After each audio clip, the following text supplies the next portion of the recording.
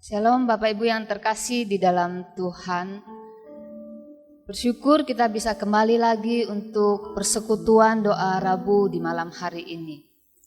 Bersyukur Bapak Ibu, di tengah situasi yang masih serba tidak pasti ini, kita tahu kita punya Tuhan yang selalu pasti memimpin hidup kita, yang selalu memegang teguh tangan kita, sehingga kita bisa tenang menjalani hidup ini. Mari kita mulai persekutuan doa di malam hari ini. Kita nyanyikan Tenanglah Kini Hatiku.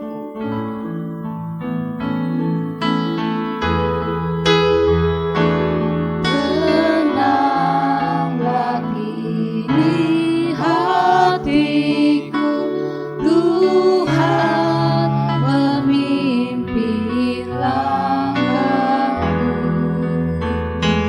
di tiap saat dan kerja.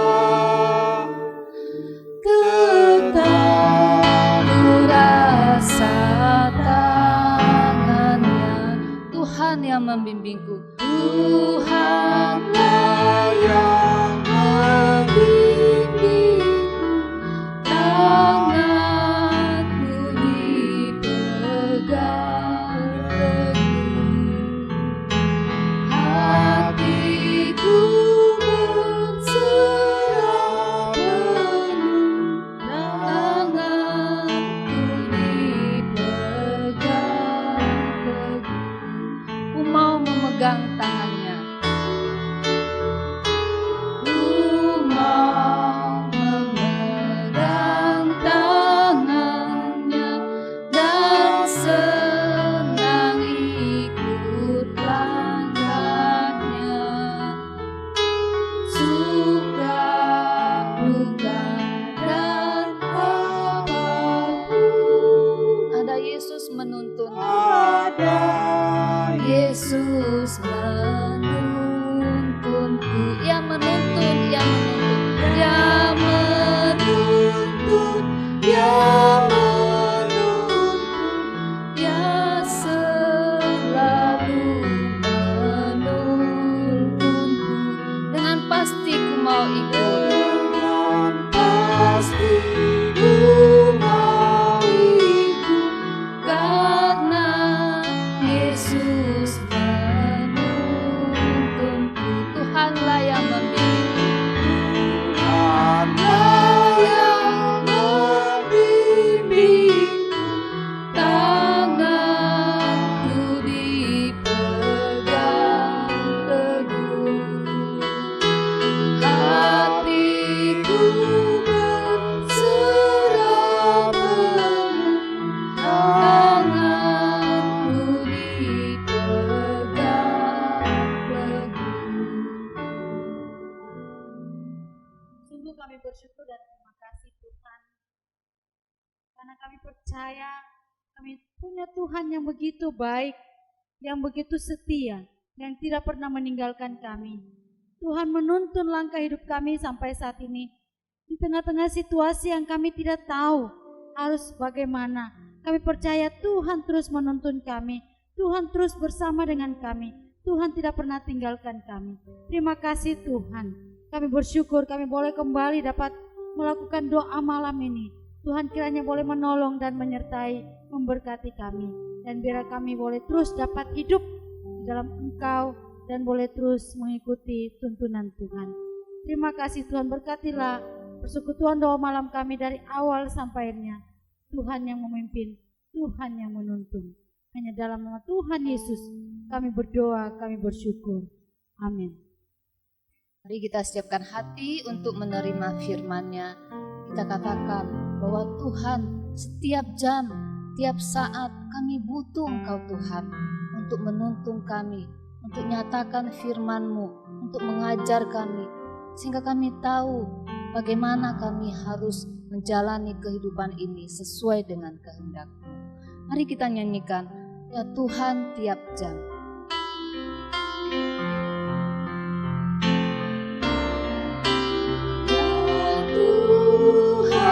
Tiap jam ku memerlukan-Mu,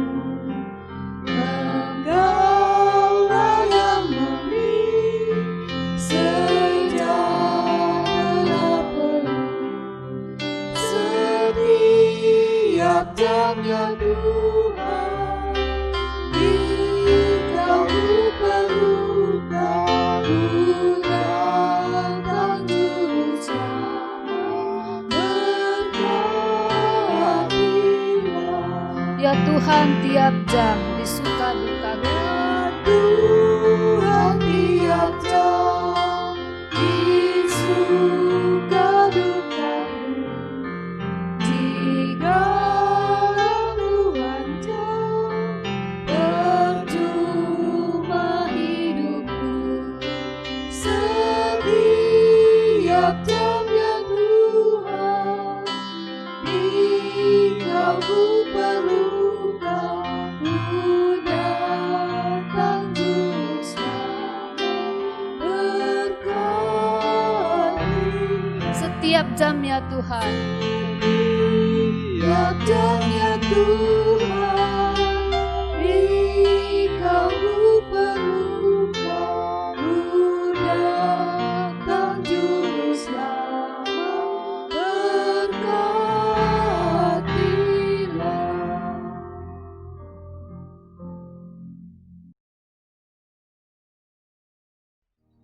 Shalom jemaat Tuhan yang terkasih. Kita bersyukur malam hari ini kita bisa sama-sama berkumpul di tempat ini untuk sama-sama berdoa untuk beberapa hal dan untuk pergumulan kita pribadi. Namun sebelum kita berdoa bersama-sama, saya rindu kita merenungkan bagian firman Tuhan di dalam kitab Ester. Tapi saya akan membacakan hanya pasal yang keempat, ayat 1 sampai yang ketiga. Saya akan membacakan untuk kita. Setelah Mordekai mengetahui segala yang terjadi itu, ia mengoyakkan pakaiannya, lalu memakai kain kabung dan abu. Kemudian keluar berjalan di tengah-tengah kota sambil melolong-lolong dengan nyaring dan pedih.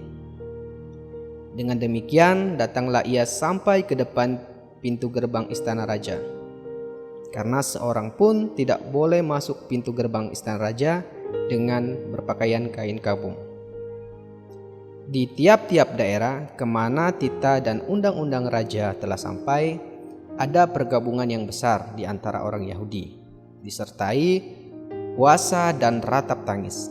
Oleh banyak orang dibentangkan kain kabung dengan abu sebagai lapik tidurnya.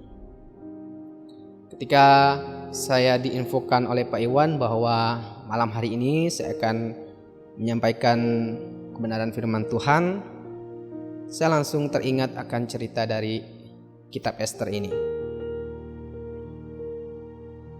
Yang mana di dalam kitab Ester ini, bangsa Yahudi sedang dijajah oleh bangsa Persia. Suatu hari ada perdana menteri dari kerajaan Persia, yaitu Haman.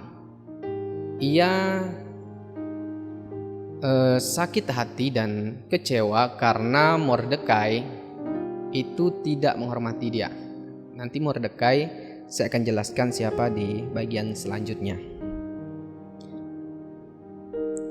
Setelah itu Haman datang kepada raja, kemudian ia mengusulkan undang-undang dan titah supaya orang-orang Yahudi dimusnahkan atau dibinasakan. Setelah titah-titah itu dibuat dan disebarkan ke seluruh negeri di bawah pemerintahan kerajaan Persia, maka saat itu sangat takutlah bangsa Israel.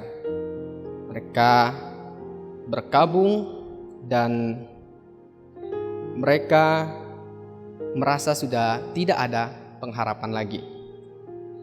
Kita bisa baca bersama-sama di ayat yang ketiga tadi.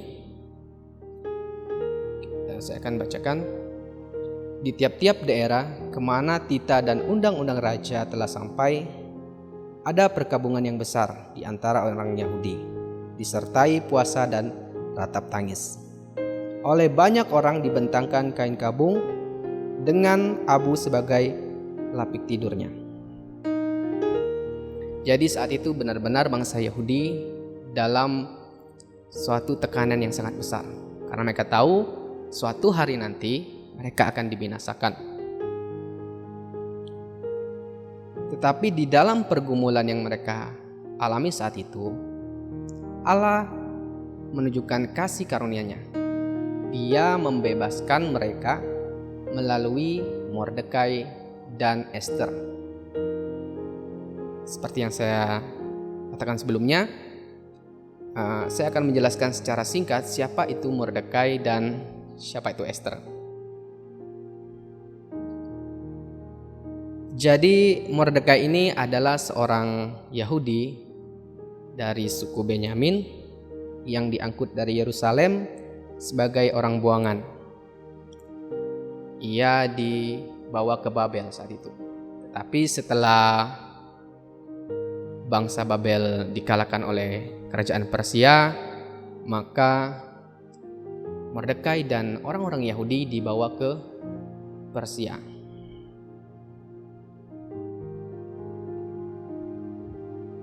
Sedangkan Ester ini adalah anak angkat dari Mordekai. Dia juga seorang Yahudi.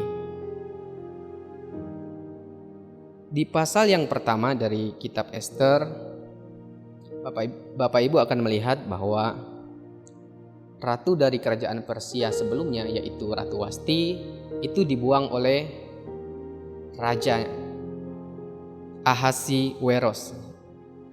Ini cukup sulit ya untuk disebutkan Bapak Ibu.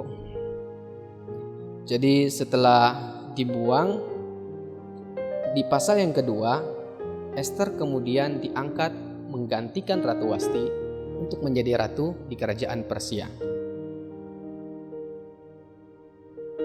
Cerita dari kitab Ester ini sangat memberkati saya secara pribadi. Saya melihat bahwa di dalam kondisi yang kelihatannya sudah tidak mungkin bagi manusia, itu mungkin bagi Allah. Allah bisa melakukan apa saja di luar apa yang manusia pikirkan.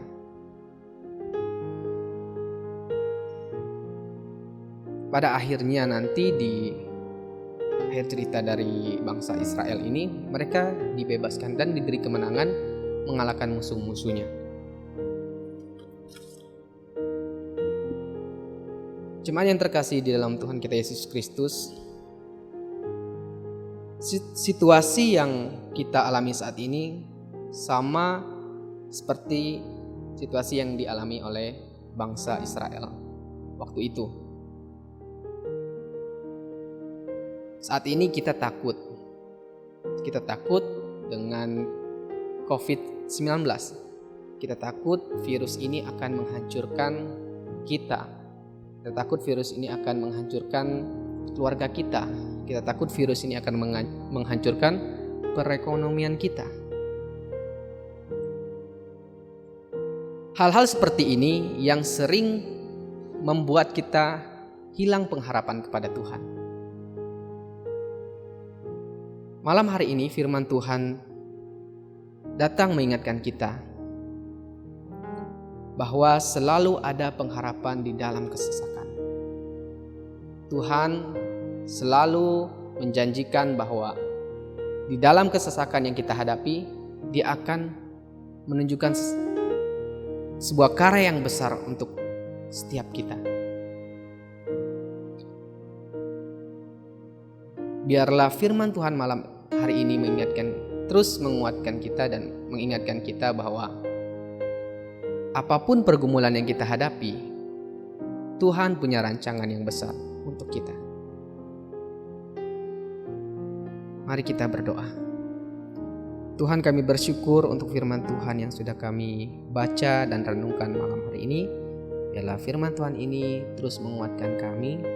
Dan biarlah firman Tuhan ini akan terus tumbuh dan hidup di dalam kehidupan kami. Sehingga kami mengerti bahwa hanya kepada Engkau saja kami berhadap. Terima kasih Tuhan, terima kasih Yesus. Berkati doa-doa kami malam hari ini. Di dalam nama Tuhan Yesus kami berdoa. Amin.